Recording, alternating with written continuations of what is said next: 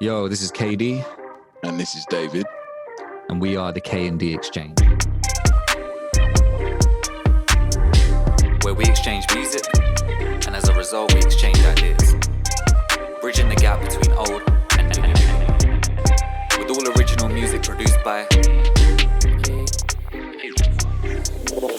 Enjoy.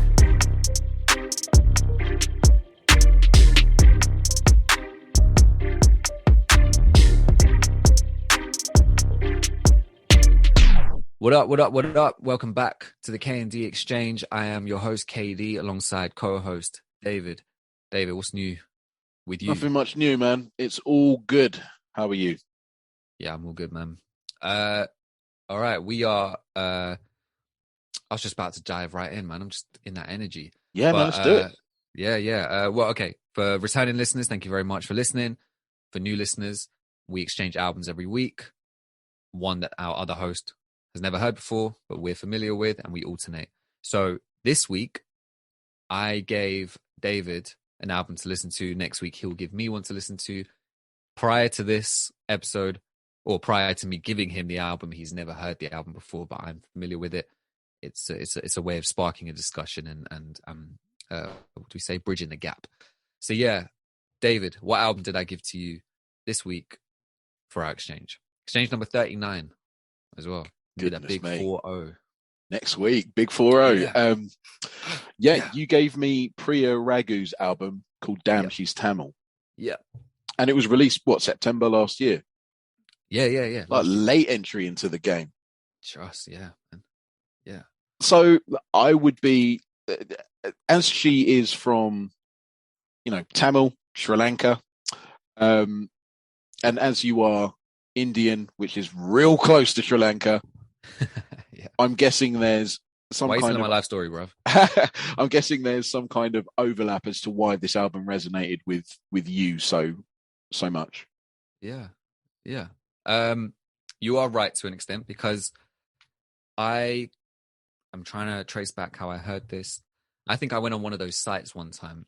So sometime last year, I just remember getting into this phase of being a bit, not bored with music, but just a bit nostalgic, thinking back to when everything used to sound fresh, things used to sound new, and that excitement of finding something. And throughout the years, I've always thought to myself, and we've discussed this on here, I've always thought to myself, oh man, am I ever going to find something new again, something fresh, something that's going to make me really perk up and be like, oh wow, like latch onto this, like I didn't know this could be done or whatever. And the older you get, I think it's possible. It's you can fall into that way of thinking that it's not going to happen again.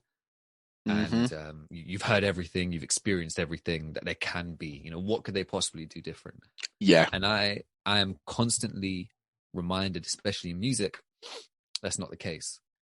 I mean, if we look at the way the hip hop scene has changed over time, and even now, regardless of whether you like it or not, it has changed, and there's like a whole new cream of the crop and all that sort of stuff. So I think I went onto a site called either Music Board, which I used to use to like find albums and organize a kind of library of what to listen to and see ratings and reviews, or Rate Your Music, which I'd heard about, people had mentioned before. And I think I went on there and I think I saw the album cover for this and it got a high rating and people were talking about it. And then I saw it on Music Board as well. It's a bit of a blend of the two. And one night I don't usually just sit by myself and just listen to a whole album, because for me, I don't have the patience to sit there anymore and just listen to something. It's kind of, it has to be either in the background, or if I'm doing a focus listen, I'm going for a walk, I'm driving, I'm on the train, I'm doing something that's not fully active, but I can't really do anything else in that time, if that makes sense. Yeah. Yeah. When you're on the train, you're not really doing anything, but there's not much else you can do. So the music is just soundtracking the view that goes past, for example. But this, I saw the cover and clearly see that she's from an Asian background. And sorry, my nose is really blocked for some reason. It has been. Pollen, mate. Pollen count. I don't know if you suffer with hay fever like me, but I've been sneezing, eyes been itching. Yeah. Like, Oh, palms are sweaty, mom's spaghetti. But yeah, yeah, knees, weak arms, everything, man. And yeah, yeah, I don't usually suffer from hay fever, but I think recently it might be me proclaiming that has now come to bite me in the ass again because you know, it's I'm feeling the symptoms now. But yeah, so I saw the cover. She's clearly from an Asian background. People are rating this highly, and it's not just Asian people rating it highly, it's just people in general. And I'm like, okay, cool. And I'm a bit weary. I think we did an episode back in the early days. I can't remember what album we were talking about. Madlib, that's it. One of the beat yeah, conductor ones, and where he flipped Indian samples across the album. He was just made like 30 beats out of different Indian records. And I was talking about how there was a time when you would hear a Western Eastern blend of music when I was growing up, yeah, like Jay Sean and Rishi Rich and Juggy D and people like that. Jay Sean was the one who got big off of it. And it was like, wow, people can actually do this. But sometimes when it's done, it's really, really corny and it's yeah. really bad. And I'm not talking about like hip hop artists like Timbaland taking the sounds and sampling them and using them. I mean like proper Eastern blends where it's like someone's fully putting in their kind of cultural background, infusing it into their music. And this is something I've always struggled with because I feel like whenever you're from somewhere like that, if you're Indian and you make hip hop music or R&B or anything like that, people automatically come up to you and be like, you know what? I had a good idea the other day. I can almost guarantee what you're going to say, which is, you know, I think you should incorporate some of your culture into your music. And it's like, that's not all that we are, right? The problem is but unfortunately, I think I haven't heard many artists who are from this cultural background that just make music, you know, and it's not like clear on their chest, I am Indian and this is where I'm Mm. from. And then they throw in Indian words and they throw in different statements about shit. And I just find it so corny. And especially from the artists where I've seen interviews and they'll say, yeah, I don't want my heritage or my culture to be a crutch. But then you listen to the music and it's clearly a crutch. Like Yeah, you're just yeah, throwing in terms, throwing in words. Every beat has some Indian sample or influence, and it's not like there's this big concept to the record, and that's why it sounds like that. It's just that's just become your thing. So with this, I was very weary about going into it because I was thinking, is this just another gimmick kind of thing? When I tell you, I listened to this and was hooked from like, I'm trying to. I had this experience that I'd had so many times where I listened to an album and thought, wow, and then sat there and listened to the entire thing and then couldn't wait to listen to it again, to go back and find the songs and find the moments that just really loved. You know, when you watch an amazing movie, you don't yeah, necessarily go and rewind it straight away to the beginning, you know? yeah. But you're like, man, that really made an impact. You can't wait to watch it again fresh. And kind of each time you watch it, you start to, pick out certain parts. And then you might watch it again and be like, oh, you know what? This part is also fucking amazing as well. I've been focused on these parts, but this part is sick as well. And then if you're like me and like probably like you, because, we're fucking nerds, we will go in and watch it on our phones and go and rewind a certain part and just watch it again and again and again. I Oh, do that mate. with music too, Yeah, yeah, yeah, yeah.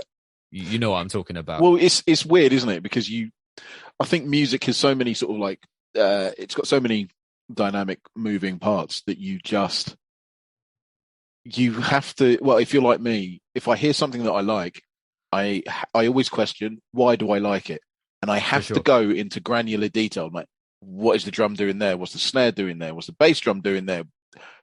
Guitar parts? What's the ambience doing? I've got Yeah, to figure it out. And I'm like, right, okay, cool. It's that type of chord progression.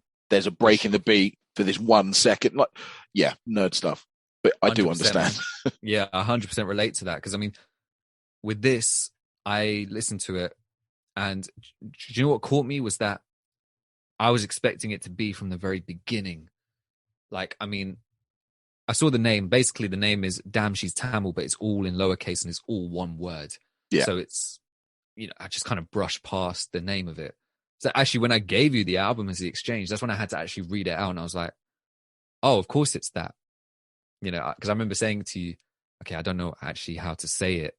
But then I realized, oh, Damn She's Tamil. Oh, okay, of course. That makes sense.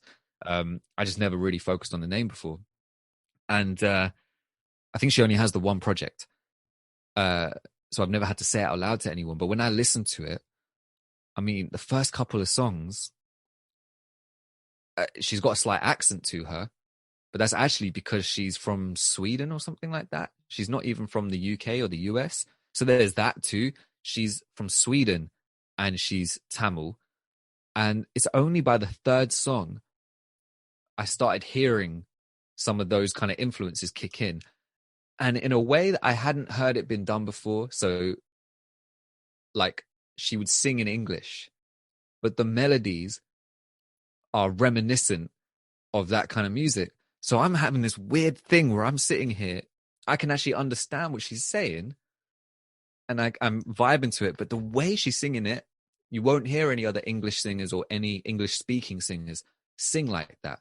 So off the cuff, it sounds unique, but then it doesn't sound that unique to me. It sounds familiar as well. It's unique, but familiar because I'm familiar with those melodies, but being sung in Hindi and Punjabi and whatever else from growing up. So, and the production value across this as well, like sealed the deal for me too. And yeah, I couldn't wait to run this back and listen to it again. And it clearly, because I've just taken up the majority of this beginning part, it clearly made an impact on me. I can't remember what your initial question was. How did I come across this? Something like that? Yeah. And also, my follow-up question was then like, why would you think that it was good for this podcast episode? But you've basically outlaid it. It's because of the cultural blend, and not even just that. It's the musicality of it by itself, the artistry of it by itself.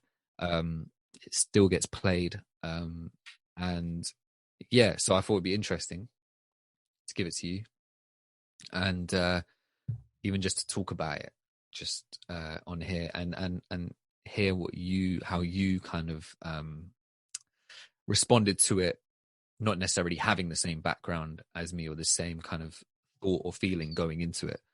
I thought that'd be interesting to discuss as well. So what did you think did you have any prior knowledge of her?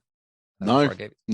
I had a feeling just from Damn She's Tamil, the title.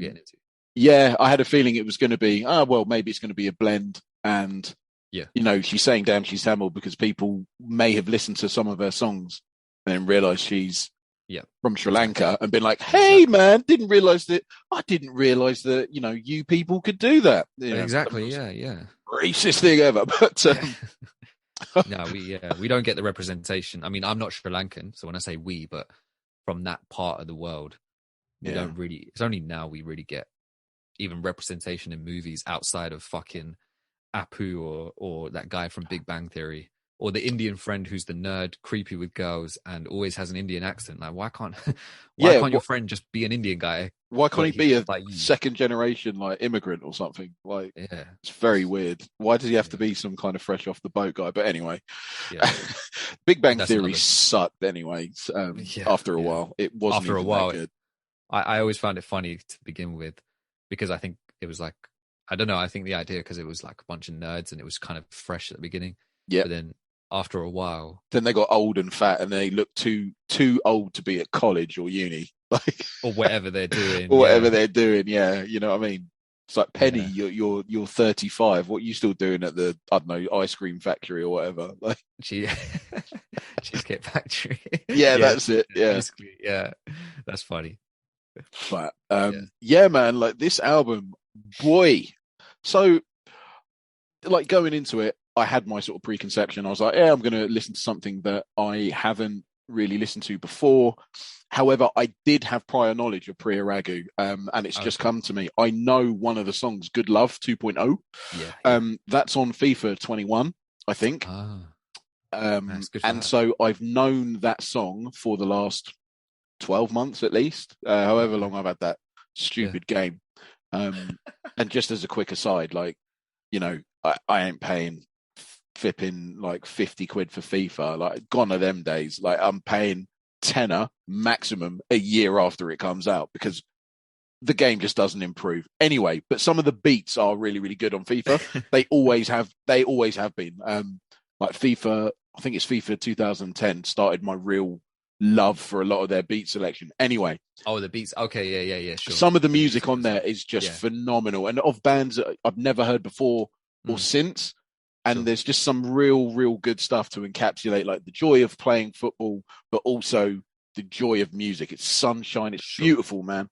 sure. Um, but with Good Love 2.0, I remember I always liked this song. I never, like, you can skip songs on the game. I never skipped it Oh, because I just like, there's like a nice aesthetic. So I did, when I connected those dots, I was like, it's this lady. Okay, cool. yeah. The oh man, do you know what? No, forget preamble. This album is sick. I like Okay, it. I like it. I like okay. it. There's no more preamble. Like, I'm just going in hard. This album it's basically, imagine you've got bread. You can either Okay, have brown bread or white bread. yeah, This is Hovis best of both, mate, because the white yeah. bread is like, Okay, say, Western culture, and the brown bread is, say, Eastern culture in this analogy. This yeah. is Hovis best of both because she seamlessly incorporates her heritage and her culture into modern music. And there are so many like little inflections in the way that she sings, what you pointed out, and also in the music itself. Yeah, There's a few examples, and we'll get into it. This is an album. We go track by track. Runtime of this album is like 36 minutes. something like that. Yeah, For me, I think it's the perfect length of an album. yeah. Um, but I like the way that instead of using like your basic, your normal hi-hats and snares and things like that, what she'll do is she'll substitute that for like Sri Lankan drums.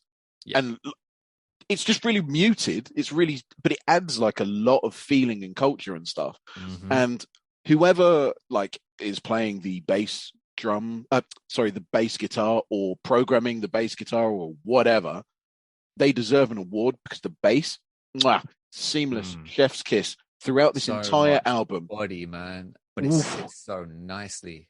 it's It's not aggressive or anything. It's no, just, it's. I don't know. You probably better describe it than I would. it's like it's like a freezing cold day outside. That bass line is like a nice warm bowl of your favorite soup. It just sits in the Perfect. middle of the Yep. mix and it is Yep. just warm and it adds so much. There's a lot of dynamic, emotional musicality in this album, and it's Uh-huh. done so subtly in just some of the chord changes that you've. Let's take the first song, Leaf High. The chord Mm. progression in that, not what I would have thought it would have been when it started. I was like, okay, I really like it. The vocals are really good. Like, she's got this weird, it's like a smoky voice. It's like smoky, like husky. Mm. Like, there Husky. is there is a huskiness to her voice in the way that she sings, and I could tell through her singing. I thought maybe English isn't her first language, so I'm glad that you Sure. told me that she's from Sweden. I hope it's Sweden and not Switzerland. I'm pretty sure Oh, it's okay. Sweden. I get them Well, mixed up.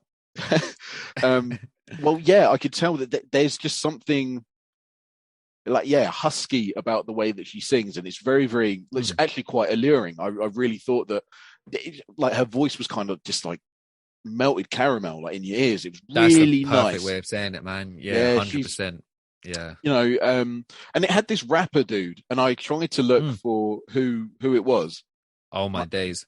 who is it? Switzerland, sorry. Oh, she's Swiss. You, Yeah, fuck. Sorry. jeez. So not a Viking, a sophisticated Swiss. Place of Uh, birth is Switzerland. okay, Yeah. cool. Yeah. She's excellent. I mean, like, the bass line really pops, and the muted keys throughout Leaf High is beautiful. Yeah. Yeah. Such a good intro, man. And it sounds like I don't know why. I imagine like really bright colors, but not too bright. It's like the palette is there. It's It's like the album watercolor. cover. Maybe that's what it is, but I imagine a lot of blues, greens, and pinks and stuff with certain and greens with Mm. certain things.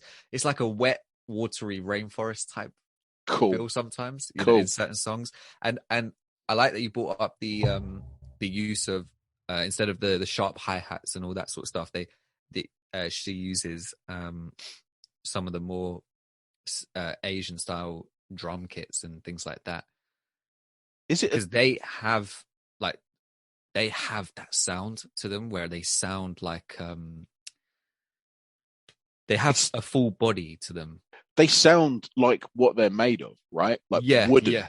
It's like wooden, some of them. There's a nice watery reverb that comes naturally off of them. Yeah. Yeah. Fully. It's is the drum the tabla? Is that what it's called? The doubler, yeah. Sorry, Tabla, pardon whatever. Oh, hello. You brown people use the tabla, yeah? The tabla, yeah. Sorry, we So like you can hear that throughout, but it's not overused. It's where you would get a normal snare, you will, you normally get like the crackle, the pop of the snare, but instead you get just a nice simple tabla hit. Yep. Boom, and it doesn't cut through. It just adds rhythm to a lot of the music. Yeah, it's 100%. just really. I found it to be a truly interesting way of presenting the music. Like, mate, this album was. It's staying in my downloaded list. I'm never going to get rid of it. I'm going to show it to my wife. Like, sick. I'm going to show it to my wife. It sounded way dirty. So glad you like it, man. Yeah, I did. No, but it's this album is, I mean, we'll go through track by track. It deserves it. I think, like when we were doing last week's one with the Lesson GK, I think that it was with that album, you didn't necessarily need to go through track by track because of the way it just flowed in and out. It's like a cosmic space way. Like you just, I agree. You find yourself all of a sudden you started the album and then you find yourself at the end and you're like, but I went on a really cool mental journey. And I think with this though, I don't know how to say it. Like with the Lesson GK, the album was seamless. I couldn't. It's like a snake eating its tail. You could play it in random, and it would still sound absolutely amazing. Like it doesn't matter the order of the songs. I don't think. I think it flows perfectly in any kind of pattern, which is a truly, truly stunning feat of musicality. For sure. And which didn't mean that we needed to go through, say, like track by track. But in this one, I think that there's what we need to really sort of give Priya props for is the way in which the album is presented.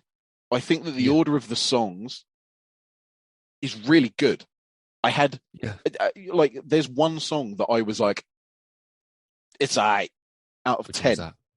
I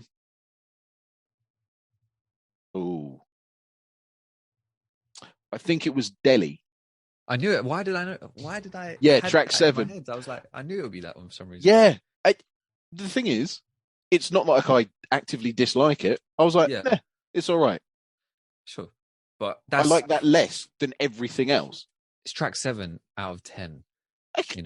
Like you said, we're into the second half. Absolutely. And you're already just saying there's a song. At this point, you're saying there's a song that's it's cool. And I just put like lovely. That's pretty good. Just lovely. Yeah. That's the only notes that I made from it.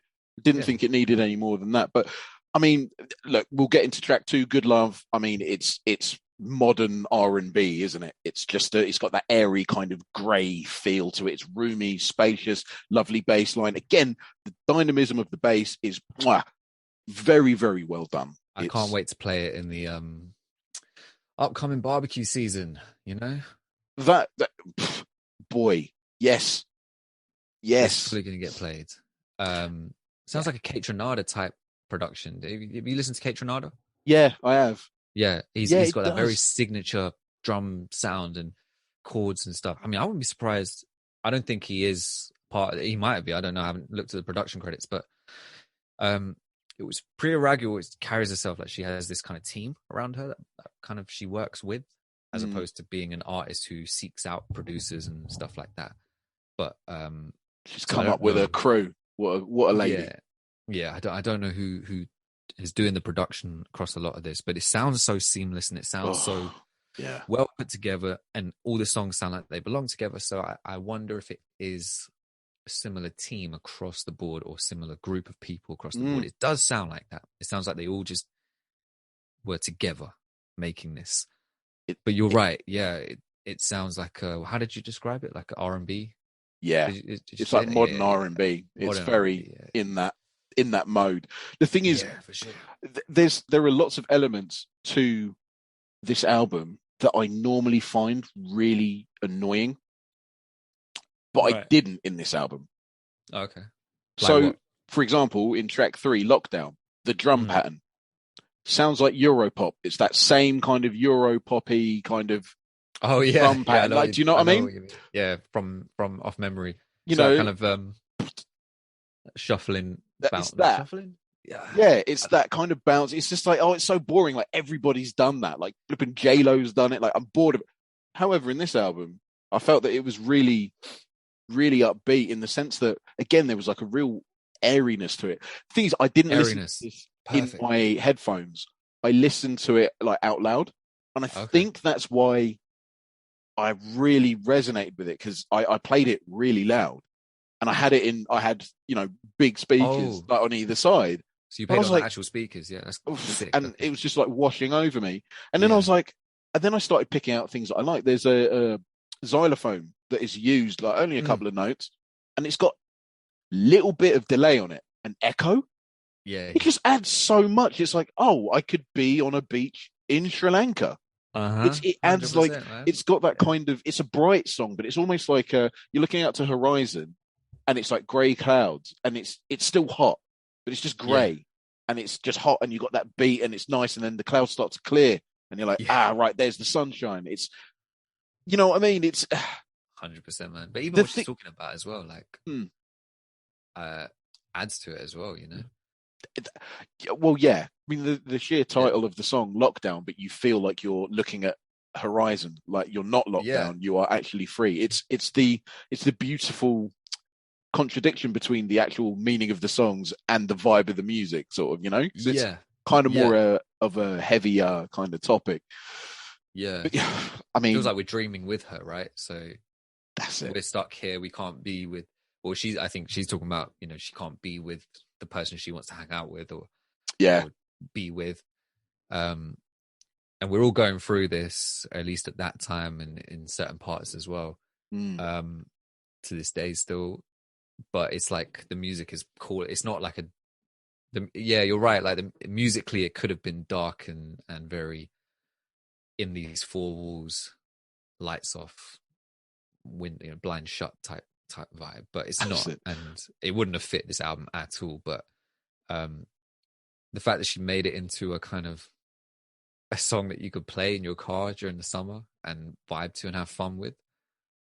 But it's like one of those songs like where which I really like, when it has this mainstream kind of appeal to people, but it has a deeper message underneath. If you do care to kind of sit and listen to what they're saying, you don't have to, you can just enjoy it. But like Swimming Pools by Kendrick, or what's another song I heard yesterday, I can't remember, but there's songs that have been like anti-drug songs, but then people play them at like festivals where there's bare drugs going on. Swimming Pools by Kendrick is like an anti-drinking song. You'd hear it at pre-drinks at uni all the time, and when you go out, because it's got that sound to it. But that's the whole point, is that he's getting through to certain people by stepping into that lane. But I really like it on here. It feels like we're dreaming along with Priya. It makes her more human and more accessible, and more less like a faceless kind of just musician who's just making this song in the stream of other musicians. Yeah, man, 100% agree with you. Like the beach imagery and all that stuff, I fully feel that when I listen to this. And I forget what the song's about sometimes when I hear it. Absolutely. She's an artist, and she surrounded 100%. Herself with the right people who are trying to get the right kind of message out. I think we're 3 tracks in, and it's essentially pretty awesome so far. Like there's nothing. Yeah. But then we get to track 4, Lighthouse. Yeah. Mate, this is a this is a Hovis best of both. It's done so well. You can hear the Eastern instruments and influences, but they come in like at the high end and they sort of fade from like left to right. And then they it's like they're muted, but they kind of come in like almost dreamlike, right? It's almost like an essence of a dream, a thought. And then underneath all of that is your lovely bowl of soup of a bass line. And it's just subdued drums underneath that. And the vibes of this song is just, this is what you listen to when you are on a beach in the blazing hot sun, like barbecuing, like, or I don't know. It's just, I know exactly what you mean. It's just beautiful. I absolutely love, and the dynamism, right? So this song, it starts off in a certain way, and I'm thinking, oh, right, cool, more nice, sort of like R&B-ish, whatever. But then when it comes to the chorus, there's this kind of, I don't know how to explain it, and I hope I do justice to it, but it's like there's like this male vocal that comes in, and it's really it doesn't sound like English. It sounds like Eastern, Indian, Sri Lankan. Oh, I think I know what you're talking about. Right, and it just comes in, and this is in the chorus, and the tone kind of, it gets a bit deeper and darker and heavier in the weeds, and then like throughout you've got this flute that just pops in and out, and it's beautiful. Oh yeah, and then it goes back to this really lovely like verse, and then boom, like towards the end it goes, like the switch up at the end is elite. The fact that you've got the traditional instruments playing, and it's taking up so much of the soundscape. It really is like you're standing in a field of drums, right? Mm-hmm. And then the bassline motif that has been playing throughout the whole song remains, and it keeps you grounded. If you are like a Western listener, this is your island in this sort of, Eastern culture, so to speak. Like, it's really well done. Like, mate, I couldn't believe it. Like, this was one that I pulled it back and I was like, I did not see the end coming. And it's just like, and the flute as well, and the wind instruments that they have, like, they only use it a couple of times. It adds so much to this song. Sure. That ending part, man. Yeah, that was a great way you described it, of how it keeps it grounded using the same bass line from the rest of the song, even into that switch up. Because, I agree, because those drums that come in, they sound like those live drums that people just have hooked, like not strapped onto, but they're hanging from their neck. Yeah, I know exactly the drums. The drum in front of them, and they're just banging it with their hands or with sticks or something, usually with their hands, because it has that kind of texture. Yeah. And then, the flute instruments and the very, very signature East Asian style, or South Asian style sound, and the that they're doing, and she does. It's all so authentic, but not. It's not corny. It's not corny. It doesn't sound like it. Yeah, go on. I was going to say that it doesn't sound like they use it, like the music isn't sort of like, hey man, I'm from Sri Lanka. Like, it's not hey, look at me, like, this is my crutch, this is another side to me. It's like, no, I'm making music because I like fusion. I like this and I like it that. So I'm going to I'm going to fuse it together. It's just part of her. This is it. Here you go, mate. It doesn't sound contrived. It doesn't sound like you're doing it for the plaudits, for the applause, right? It sounds like, hey, I just make this music. Yeah. This is it. And I think this is maybe why we've engaged with it, is because this is an honest album. It's very much a, hey man, this is what I do. And this is what I look like, 100%. Sort of thing, I look like this.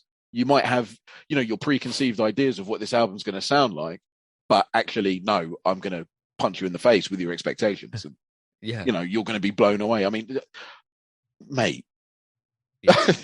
Contrived is one of the good words to describe that. It's not corny. I agree with you as well. There was another word I was searching for, which I don't know if we have in our terminology, but I've heard it used with black people, and I'm not sure if I'm even should be saying it. Do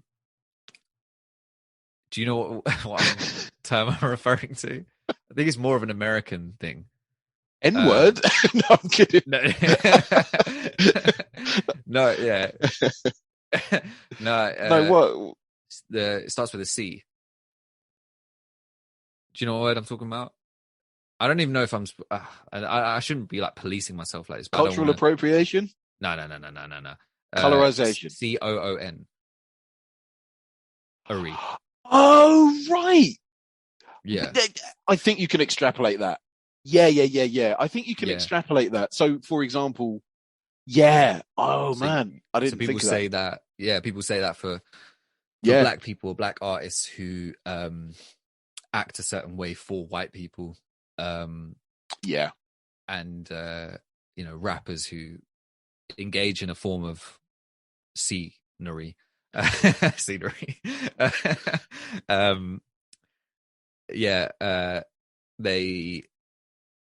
They're acting a certain way and they're being a certain way on stage and they're only performing to. So the rapper No Name?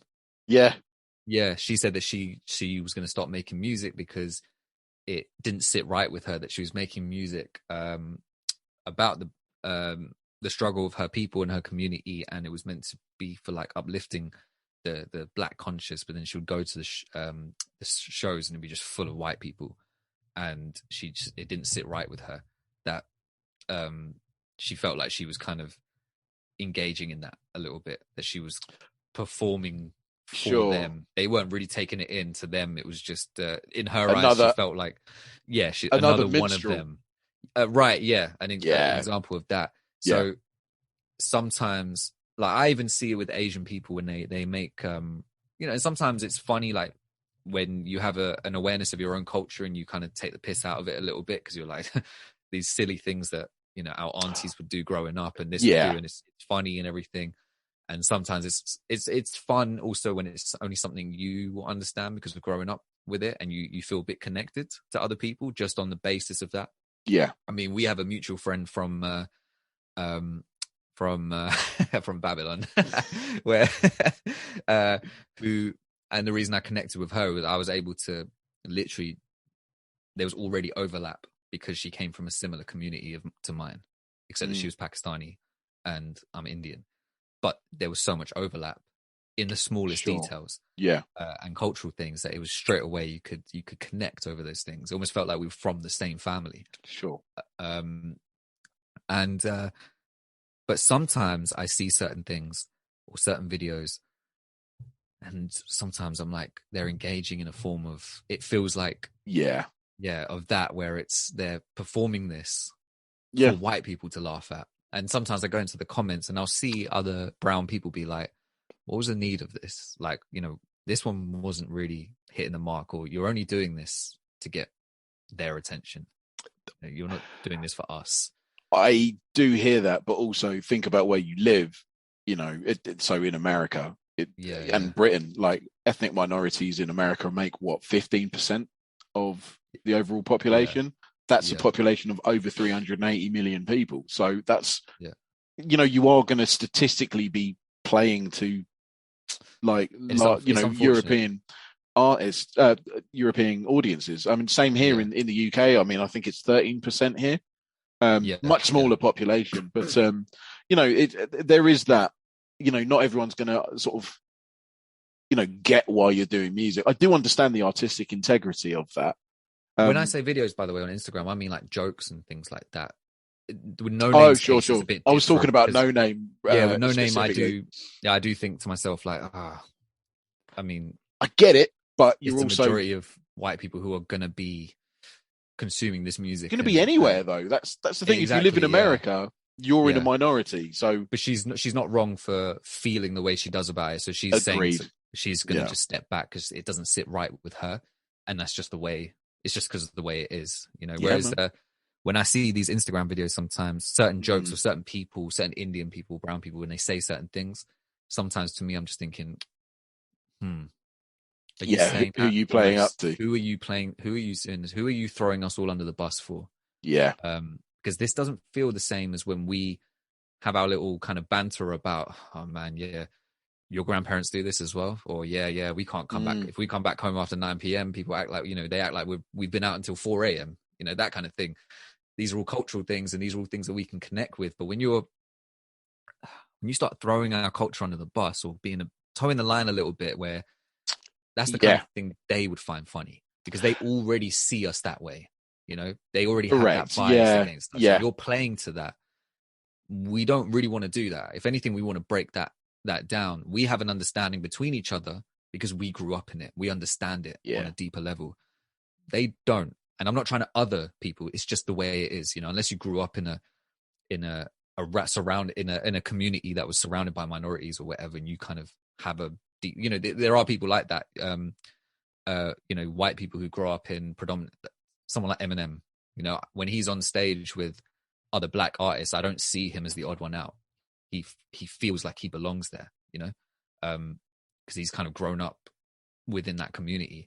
But yeah, basically all that to say that when I hear this, it doesn't sound like that's what she's trying to do. It doesn't sound like she's just like, let's throw in some exotic sounding shit because, mm. the non-POC would be like, oh, this is so interesting. Oh, it sounds so colorful. Oh, this is really, wow. That Can kind of I thing. can I He's not just playing say? to that. Yeah, go on. So one of the things I hate Yeah. about modern life Yeah. is POC I know. I couldn't think of a and better term. also BAME because like I'm like rubbing my eyes because it genuinely it gets my goat like nothing else. Yeah, I know. I feel Let's just call it similarly. what it is. Like I am not Yeah. a BAME person. No, black dude. Or Yeah. hey, even better than that, because we're all humans. What about dude? You know? Yeah, right. Flipping out. Anyway, sorry, I had to. No, I know. It As soon just as I said non-POC, I felt it because I was like, I couldn't think of a better term, right? And yeah, I feel sure. like I'd said white people too much, and that always can get misconstrued as being, you're talking about Yeah, white just like, people too oh my much, gosh, and like you're putting everybody under the bus, but it's like, yeah, no, and we're it's like, just what am I there supposed are to say? certain individuals within an ethnicity because white is an ethnicity as well. Let's Right? Yeah, call it what it is because it is. We're all humans. We are all part of a group. yeah, exactly. Tonally, skin tonally. Yeah. Anyway, sorry. Yeah, I was just I can feel it No, in my that's guts. My no, I know, hatred I for know. modern kind of political correctness and that. Like, what happened to just being honest?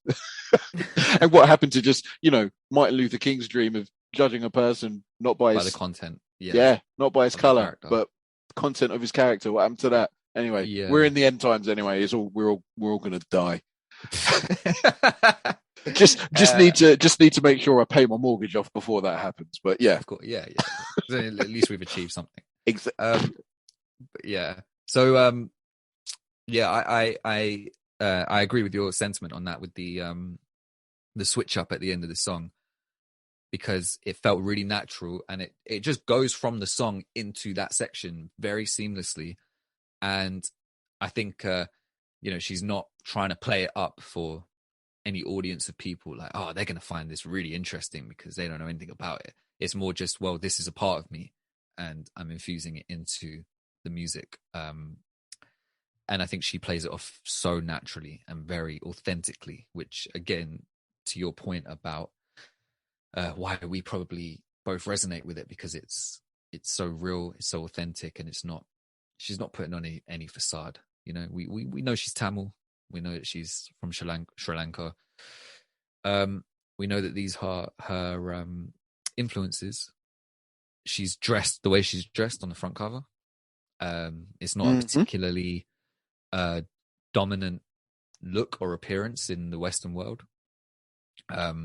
So she's just being authentically herself. And her skin tone is not necessarily the most dominant. Even not dominant. What's the word I'm trying to look for?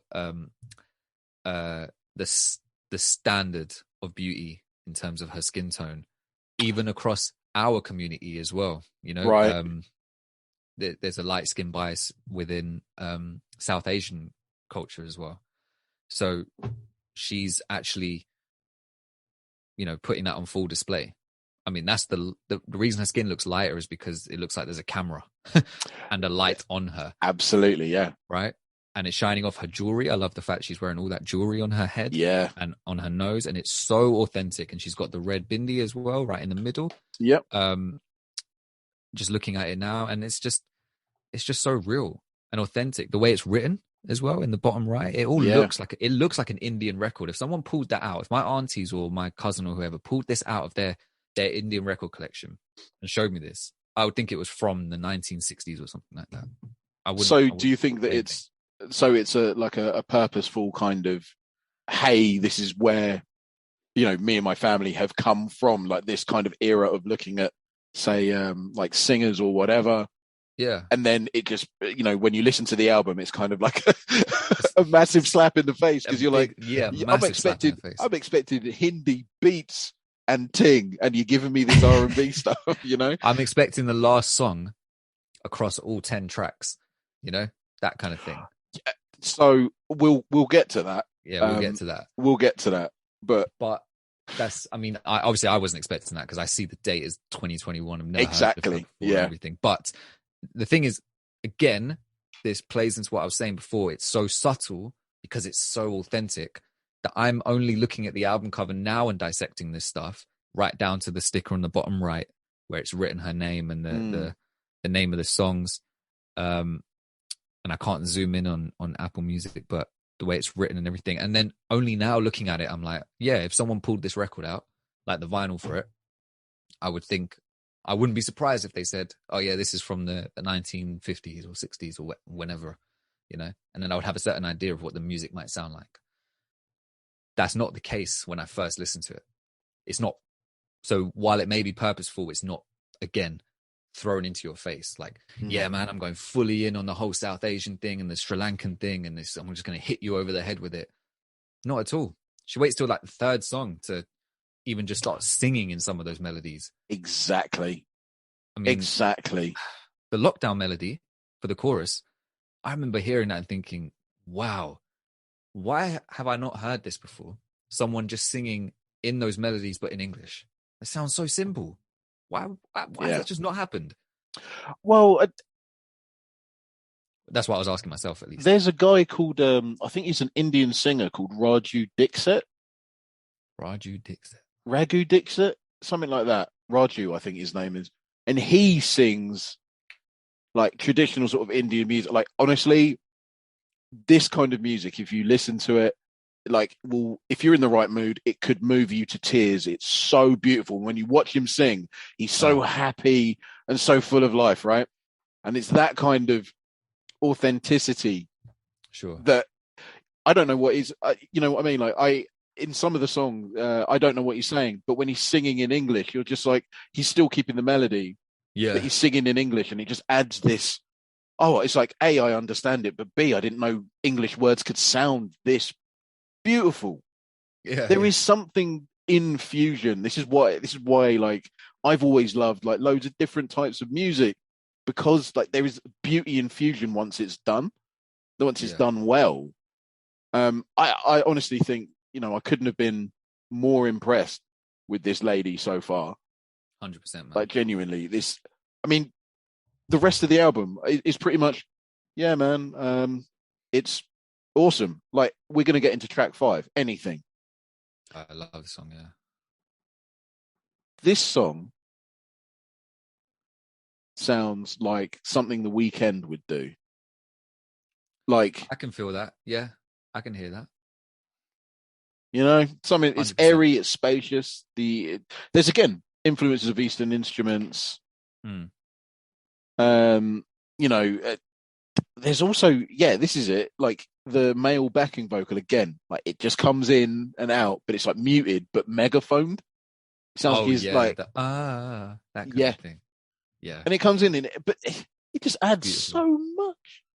It's so good, and kind of dark subject, not dark subject matter, but she's going in on something. Yeah, even with that hook, like if anything means anything, what's anything?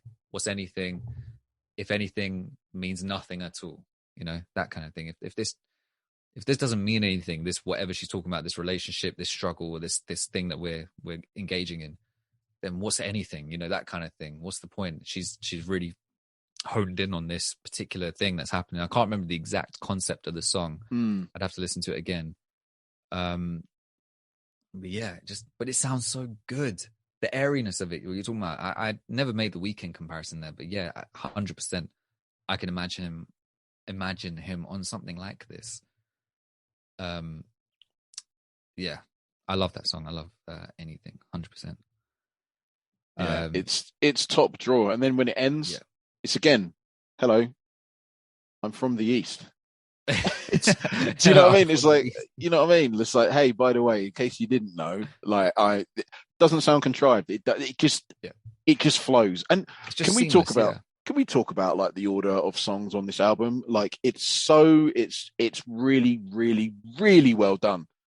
Hi everybody, I'm Priya Ragu. I'll do 3 songs of, you know what I mean, the R&B. You think it's that, but no, I'm going to add in the Eastern inflection. Then we get to Chicken Lemon Rice, which I don't know if I've ever had, but it sounds phenomenal. Fucking sounds amazing, especially right now.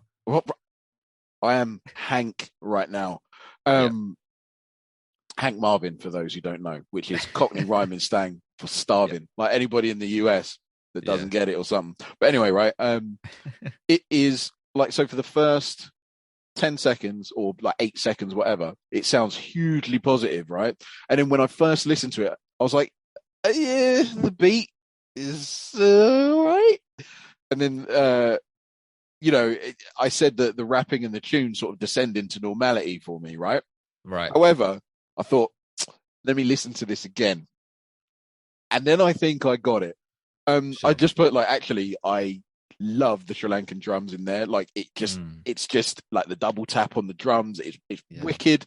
That rhythm is so good, man. The rhythm is great. The ambience is cool. The way that the song flows. The thing is, what I love about it, it's a celebration. And that's what this kind of crowned it for me. We were sort of in the midpoint of the album. This is a celebration of who she is. She's grown up in Switzerland. She's been used to like Western stuff. She's grown up in a Sri Lankan household, so she's used to Sri Lankan stuff. She obviously knows Tamil because she sings in it at the end, and it's just a celebration of, I think, all of it, because it's not like she's saying, oh, my Sri Lankan heritage trumps my Western way of living. It's not that. It's very much a, hey, hang on a minute, like this has made me who I am, and there's no one else like me. Yeah, so these are the composite parts of me, basically. There you go. Yeah, without me rambling. No, fully. I understand. Like, because that's how I feel sometimes. Is these are all more so recently, where it's like there doesn't have to be this split. Some of the older generation who came here, from the quote unquote motherland. Try and instill this kind of split without realizing it. Just confuses us further when we actually it's just part of us, it coexists along with our so-called British identity too. And for her, I mean, in this song as well, I always realize that she slips into, sometimes I think that she's talking with an accent or singing with an accent. Sorry, but she's Swiss, so she does have a slight accent when she correct singing in English. But then also at times she's singing in a more pronounced Tamil accent or Sri Lankan accent. Yes. There's certain ways that she rolls certain words, and then she just slips in, and on this song as well I can hear that. Even when she says brown brown girl painting like that, and she's using that slang, but she says it in a way that someone who's not from the UK would say it. Yeah. You can tell by the inflection in her voice. So that was making me think when I first heard it, I was like, huh, is she like is she in Sri Lanka now? Like, is she from there? Like, not just born there, but is she grown up there as well? And she's just from there. She's just making this music and whatever. Because again, there's still some bias from me too, thinking like, can this kind of music come out of somewhere like that? What's their scene like? I still have an old school, like, version in my head of what it's like over there based on when I was a kid. I bet Probably you all it lies. is absolutely banging out there. Like we Yeah, just don't know. it's probably all lies, man. Like, that we've This been is it. fed. So Yeah. yeah, I mean, even we get fed. There's a topic I want to go into, but I don't know if I want to. I really wanted to talk about it. I'll go on. Should I just, okay, fine. This just reminded me of this thing. What was it called? What's it called? Starts with an R. It might come to me, but there's this. Basically, it's this. Don't know if it's a theory or if it's called something else. So when you get a lot of Eastern inspired spirituality, things like yoga, chakras, Kundalini yoga, yeah, and all stuff that like stuff. that. Yeah. So what happens is this thing happens in like 3 stages where you'll get someone from the West or people from the West. You go over to places like India, Sri Lanka, and wherever else. Yep. And they find a guru or a spiritual teacher. Yeah. And they completely submit to them. So they're the student and the guru is the teacher. They gain all this info from them, all this information. They have these spiritual experiences, and they see the world in a completely new way. But they're still completely submissive to the guru, right? They have that dynamic. Stage 2, they come back to the West, and what they do is repackage all that spirituality, all the things that they learn, push it out to the people in the West. Yep. Now, in principle, fine. All about sharing kind of the knowledge, sharing the love and stuff. Like you said, we're all part of one group, essentially. We all have the same experience. We're just in different parts of the world. The same human experience, I guess. Just by virtue of existing. But what ends up happening is that when this information gets brought back, slowly over time, the origin of it gets shed away and away. So you start getting yoga without the spiritual aspect, when that's a key component of it, right? But then they say, but then it's like, oh yeah, no, there's this good meditation thing, or there's this good thing, but it doesn't have any of the weird kind of energy stuff or spiritual kind of stuff or anything like that. And it's like, what do you mean the weird spiritual energy stuff? That's a core component of the thing. You're just packaging in it a way that sounds appealing to the Western ear, right? Well, it's funny, isn't it? Because like a lot of that, well, A, that's how cults start, but B, it's almost like getting like, you go to the shop and you get a bottle of water, and then on principle you pour the bottle of water away, the water away, and keep the bottle, and then you moan that you're not fulfilled. Right. You don't get the full thing, right? You don't get the whole thing. You don't get the nourishment from it, mate. The spiritual nourishment. That's a great way of putting it. You start giving the bottles away to people and be like, these are water bottles, plastic bottles. You can fill them with water and take them about. Fill them with your own water. Fill them with your own water. Yeah. From whatever source. You can fill it with anything. Fill it with Coke, fill it with whatever, right? Yeah. And so this ends up happening. And then the worst part is, so there's all the Sanskrit is lost as well. So all the original language, all the original terms, the original interpretation, because there is no real interpretation, because it's just they just get rid of it.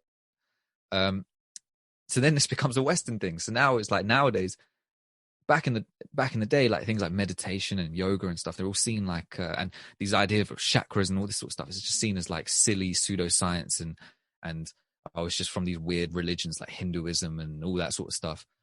Now it's like so mainstream across like Western across the West that it's like you have full like apps based around meditation. You have people go into like regular yoga classes and stuff and moving their body to create flow and all that sort of stuff. And it's like, we got clowned for this, for the longest time. Yeah. And then a lot of people don't realize that this stuff comes from these other places. Yeah.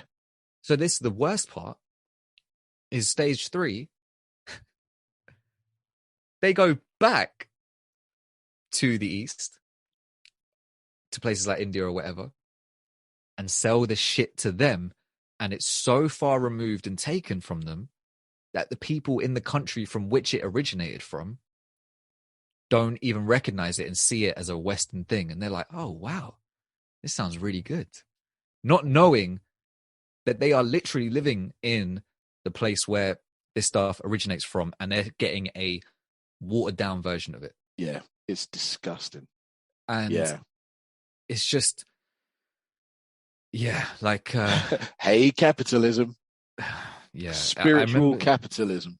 The fact that the spiritual part has been hijacked too, and it's just like, at what lengths can you keep going? Like, that even taking that part, and because you always hear about, even like the Beatles went to India and had their own like guru or something like that, and then they had a spiritual awakening as well. It's like being a thing. It's been a thing, and that's fine. I'm not arguing against people. I'm not trying to say people shouldn't go and do these things and people shouldn't bring it back and tell other people about the experiences. The problem is when you start to sell it yourself and remove the original parts of it and cut away the origins of it. That's and the worst part is then selling it back to the people who effectively gave it to you, the community that gave it to you in the first place. That's just the worst part of it all. And what sparked me to even mention that was because we were talking about this, and I think I was talking about her accent inflections and stuff. Sure. And whether she was already from Sri Lanka, whether she was based in Sri Lanka or not, and having this maybe outdated idea of what the places are like. Yeah, that's where it started from, because it reminded me of that. Because of, I said, it's probably lies, that we were told back in the day, and we've kept those. Yeah. And then you said something, and it sparked that thing. And I had the name of that particular theory or stage of progress of those things, or the process, of that thing that happens in my head, and I still can't remember what it's called. Man. Because actually, weirdly enough, there was an Indian guy who he did a talk, he went to a Swiss hospital or somewhere in Sweden, a wellness center, and he said, this place has a reputation of making people feel better and revitalized if they're going through mental health issues, physical issues, or mental issues that are spurred on because of physical issues, for example. Sure. Disease or just body impairments, whatever. And apparently, someone said to the guy, this Indian guy, he said, all the stuff that we use, all the information, the knowledge that we have that you want from us, comes from you. They were upfront and honest with it, because this was a place that actually just took on the teaching, took on the knowledge, and utilized it as part of their center. So when he came in, they were like, you didn't even need to come to us. We got this from where you're from. They were very open and honest about it. And he was an example of being a victim of that stage 3 part, where he doesn't even realize that back home, that was already part of his community, part of his history. He's coming elsewhere to find that same knowledge, that same form of revitalization, etc.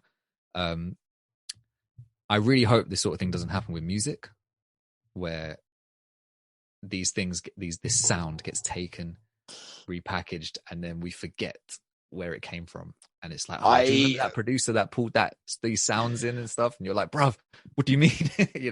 I doubt it. I don't doubt anything anymore. But do you know what, man? I think with music, people are very, very tribal and protective of it. So I think so too. Yeah, I don't think it's because it's so personal. People will definitely hold on to it and be like, no, you can't forget. There'll always be some warrior on Twitter that will just go, no, never forget where this came from. In the information age, I guess that's kind of helped in that respect. But yeah, this song, I love it, and I'd love some chicken lemon rice as well. Yeah, man, same. I'm starving. It really showcases a lot of those different aspects of her. Next song, Delhi. That's the one you said was lovely song, just lovely song. That's what I put. No, track 8, Kamali. I love that song. Yep. Yeah, I like that. I like it as well. She does a lot of Tamil inflections on that.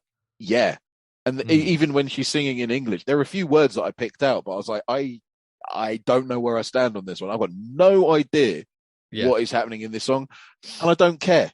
I think it's Nah, actually like, you know, isn't it's that not interesting bad. that even when she's singing in English, but just if she sings in a weird tone or melody that we're not used to, it can seem like, ah, is she speaking another language? But Yeah, then you that's listen it. back and you're like, nah, she's speaking English. But the Just the other aspects, inflections and stuff. yeah, Like, yeah, you're right.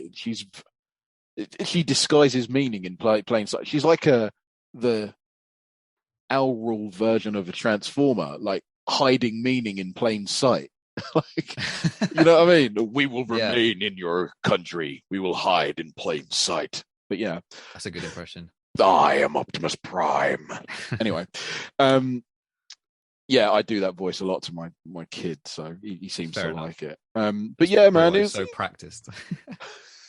yeah, yeah. He's like, Daddy, who's Bane? Who's Gollum? I'm like, you wait. I Just you can't wait. wait to show him Lord of the Rings. Mm, Which is cool. But yeah, man, like track 8 was cool. Track 9, forgot about. mm. Right. I forgot about this one. I think Genuinely, this I is actually can't one remember of it. the standouts on the album. Okay, this is the slower one, right? Like, Yeah, didn't okay, expect it. Came out of nowhere. I was like, I don't understand why this is happening. Again, it's got that yeah. airiness. It's very, very dreamlike. Mm, The fact that, I picked out a couple of lyrics, but this is about an ex. Like, you're thinking about an ex, or maybe a friend that you lost contact with who was buddy buddy. But yeah, it sounds corny, but I do like when she says, I'm lost in the mist of time. I think yeah, that happens to absolutely everybody. It is a universal experience of getting older.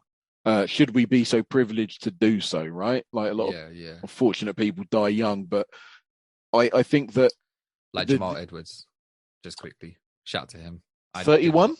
Yeah, I was so surprised to see that, man. boy, So 31, but he surprised. ain't the only one. There was another dude, like, not there was like a minister who like passed away like not too long ago. DUP dude, 39. What the Oh, hell's going on? Anyway, yeah, crazy, man. but then like some heartless people that might listen to just be like, yeah, people die, big deal, like move on. But it's You're so whew, edgy, bro. Oh, I rate your yeah, intelligence. yeah, like wow, dude. But which is kind of true, yeah. But you can kind of It's commemorate. true, but there's so much more to being a human being into life than just the uh, cold hard facts. Oh. Bro, you The- can't like for a British MC, you're finding it hard to word good today, man. It's funny. uh, You're it's when I get human. it's when I get flustered. It's because I'm human. That's why. Because fuck the cold fucking the facts. Let's just say that the The fact, facts of it are I'm an MC and I'm good with my words when I MC. But as a human being, there's more to me than that. So when I get flustered and I talk my shit, I genuinely talk a lot of shit. So that's just how it is, you know. Um, those people who sit there and say, "Well, that's just life," you know, just everyone dies. There is something deeper going on with you if you're saying that sort of shit. You know, there is something else going on here. yeah. Yeah, You got to ask the question: where is the humanity? yeah, Like, I know exactly. people. That's a very, very sort of archaic way of looking at it, but it's like Russell Brand always says it, and he said it for years. Just like, what happened to like the compassion and empathy? Like, why Yeah, is that not? Why are those traits not celebrated in people? And I'm like, yeah, do you know what? I 100% agree. Like, 100%. my eldest is he can be well, look, he's 5 years old. He's a bit of a prick at times. No, he is. He really is. He's rude. He can be terrible at times. At However, times. his empathy levels with people, kids, like he is phenomenal. And that's That's good to hear. something we do encourage it, but that just comes from him, man. It's nature and Sure. nurture. It's just the way that he Yeah, is. What a sure. guy. And so What a I look guy. at him and I'm like, there is hope. Like Yeah. there is hope for this Yeah, yeah, world. yeah. So, For but sure. yeah, um, anyway, this song, it's really good. It's the nostalgia factor that I think it's got this Mm. very sort of whimsical kind of. I'm looking back Yeah. at Yeah. my life and I'm looking back at a nice time. Sun shone a bit brighter, Yeah. Yeah. the summers were longer, all that kind of stuff. It's a really, really good song, and I think also a really good tactic because I've noticed that on shorter EPs, like especially like Linkin Park, um, like the Lesson GK, like the penultimate song, just kind of is a palate cleanser Yeah. for the last Yeah. song, which Yeah. is Xanthosum. There you go. Xanthosum. Xanthosum. Santan. San, I don't know how to say it either. Santosum? Xanthosum. That's probably a different Xanthosum. pronunciation. But yeah. Sounds awesome. But yeah. Yeah, man. It's Santosum in it. Like, get me. Um, it is a rhythm. Like, no matter which way you slice it, it's totally different. It's not something that I'd ever listen to in my repertoire, but it's just really good blend of East and West. It's just again a celebration Of her. and her life. Yeah. It's Yeah. just yeah, man. If this was the first song, I'd be a bit like, okay, this is setting up for something. I wonder if it's going to be like this throughout. But I think because I got to know her over the course of the project, I was okay with this. I actually really enjoyed this song, even though I have no idea what she's talking about. The sound is, again, you're right, not something I would necessarily just listen to. Oh, it's very, very authentic to her. This is like on the scale between East and West. This is like more towards the East side. Sorry, Definitely. Yeah, and it makes sense that it was right at the end. Same way with Forgot About, you don't really hear many Eastern influences in that part because No. it wouldn't make sense for that type of song. She's very just clear and direct about what she wants, and musically very clear and direct too. But yeah, man, we got through that. And I think relatively quickly, and for a short project as well. Yeah, there's a lot of body, there's a lot of stuff to be proud of in this album. I mean, like, look, I'm not going to pick a top 5 because there's only 10 tracks, and it's basically, for me, 9 out of 10 of the tracks are solid, really solid. Yeah. I enjoyed one a little bit less than the rest. Otherwise, this is a great EP, album, whatever. It's 35, 36 minutes of your time that you will genuinely not regret, I think. I think it's a really lovely listen. I think 100%, man. I agree. Yeah. I agree. I'm proud of her as well, you know? This is the thing. Even I am as well. Yeah. When I see her like getting placements or doing certain shows and stuff, it's like instant likes on Instagram, and it's instant kind of, you know, I follow her because I feel like she's, you know, there's maybe a cultural bias there as well. I feel like she's part of, you know, she's part of me, she's part of my community as well, even though I'm not Sri Lankan, but there's something I just feel this, like, I feel this pride when I see her do well. And I don't just like the music just because she's brown or whatever, because like I said at the front of this episode, there have been artists who I have stayed clear from because I've not liked the approach. She has broken down that door 100%. She's fully broken that down for me. Yeah, so very proud of her. I hope she listens to this. I hope she hears us. Oh man, yeah, definitely. She deserves it. She's excellent. Out of 10, what would I give it? Yeah, I liked it. That 8.5, man. 8.5. Yeah. What's your highest score that you've given so far? Oh, mate. Probably Kofi Stone. To a 9. Oh no, Kofi Stone got a 9, and one other got a 9. It's either Mers or it's either Mers, I think. Like maybe Mers. I think Mers got a 9. Maybe got an 8.5. Oh, so maybe I've given 3 9s. Mad. 3 9s. 8.5 is pretty good, especially coming from you. Solid album. She should be so proud of it. 100%. And I hope she is, because it's brilliant. And this is a guy that has I've got no real sort of cultural affiliation with Sri Lanka at all. However, the fact that you can build a bridge for me and then take me over that bridge into your culture is an astounding achievement. So well played. And I don't think I've sworn this episode. You might not have. I might have more than you potentially. Yeah. Can you believe it? Because like basically I was going to like go straight in and just be effing and blinding like just how much I like it, but I thought I'd be more respectful. But man, progress, man. For next week, you are getting Beneficence's album called Basement Chemistry. Fuck is that? Listen, if you don't know, you will know after that. He is somebody that I do not believe gets enough shine, and he's a rapper from New It's a York. rapper, okay. Oh, okay. I think he's from New York. You'll hear in his voice, basically. Sure. There's an element, if you know, like my gateway into like rap and hip hop was Tupac, Nas, and DMX, right? Sure. With Beneficence, you'll see why. Sure. I rate him. And I can't wait I haven't listened to this album in about 5-6 years. So right, okay. wait a minute. 5-6 years, 2016. So yeah, 5 years. I haven't listened to it. 2016 is 5 years ago. Yeah, I haven't listened to it in a long time, so I'll be really looking forward to going back to it. But yeah, I don't think he gets enough shine. I think he's amazing. I hear that. I hear. Okay, I'm gonna have a listen to him. I've never heard of him before. Yeah, I think I You mentioned may him have mentioned his name. like ages ago, but yeah. Okay, cool.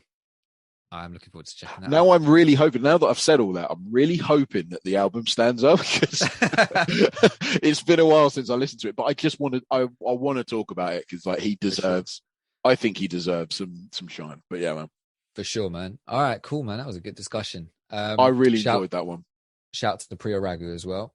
Absolutely. Well 100%. done. Yep, fully. All love to her. All right, David, you want to carry us out? Definitely.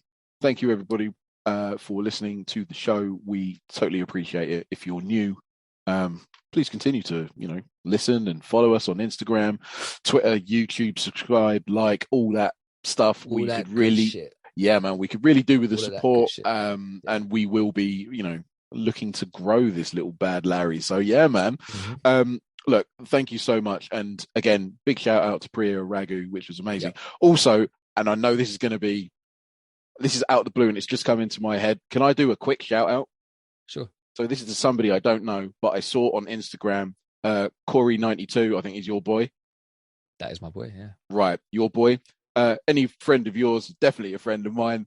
I just wanted to shout out, and like he made a post, I think over the weekend, and what a brave post to share with the world. Yeah. And shout outs like, positivity, love, all of that stuff straight over to you, mate. One thing, like if you wanted to do like some kind of commemoration, like, and celebrate the music that your dear person listen to or something like that, we could maybe do like a one-off, just like not anything that we have to release, but maybe just for you, like whatever. Get in touch, man. I thought it was like tremendously brave, and yeah, man, like support, love, all that stuff straight over to you. Shout to Corey, man. Yeah, man. 100%. Shout out to him. Okay. Cool. All right, and that's it. We're gonna say peace. Yeah, we nailed that. Sick. Yeah.